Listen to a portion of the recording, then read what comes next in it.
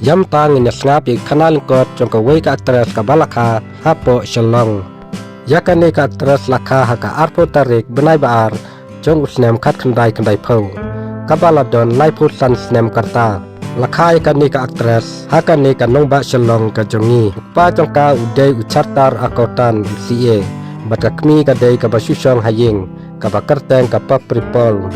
ka don ru arngut ki para kantai ka wei ka parna lekapol bat ka wei pat ka agnis pol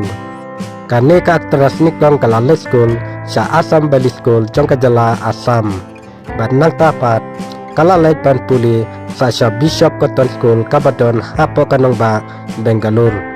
bat kala pendap ru ya ka degree jong ka Commerce and Economics hapo ka college HR college kabadon hapo kanong ba Mumbai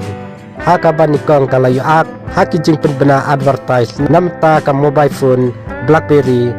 bat ka Telecom ka Tata Docomo ka kateng jong ka ne ka actress day ka Patra Lekapol kadai ka actress India ka baju ak haki film Hindi bat haki series hakakten Hindi kane ka actress kalayo rum ningkong haki film Bollywood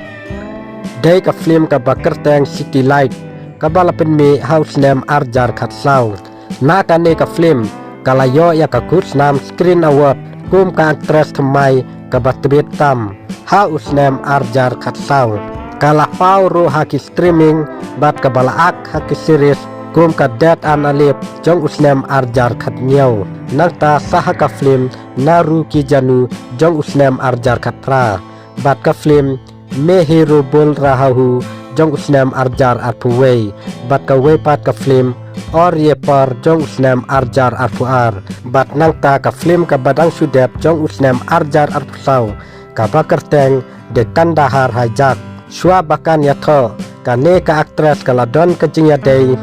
bat u aktor u bakerteng Rajkumar Rao nadu usnem Arjar Chipau bat kalapo yatho syungkurim bat une u aktor kiba kiladon kajing yadei ka balas lembha haka khatsan tarik u benai bakat wei jong usnem Arjar Arpuwei kine kisijur kibadei ki aktor actress kila pendap ya kajing yatho haka wei ka hotel ka bakerteng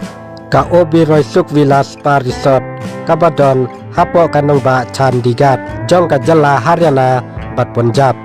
tangkini ki khubor lengkot jong kane ka actress kabalaka hapo kanong ba Shillong ka jongi